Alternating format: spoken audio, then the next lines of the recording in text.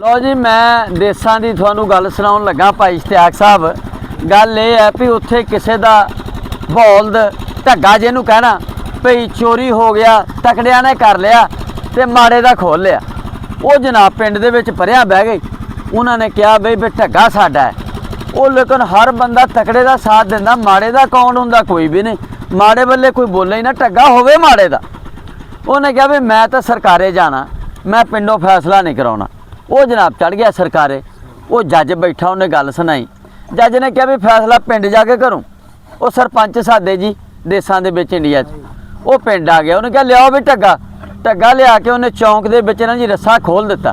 उन्हें कहा जिहदे घर चला गया ढग्गा अपने मालक नूं सिआंदा ते ढग्गा उहदा है। वो ढग्गा उसे माड़े दे घर चला गया जिहड़े गरीब दा खोलिया सी। हैं जी, देखो किड्डियां दनाइयां सी उन्हां जज्जां दे विच भी, शाबाश है। ते किदां दे बंदे सीगे। हैं जी, अज भी हुण देख लईए भी देख लो तकड़े ना सारे है ते माड़े दा कोई भी है नहीं।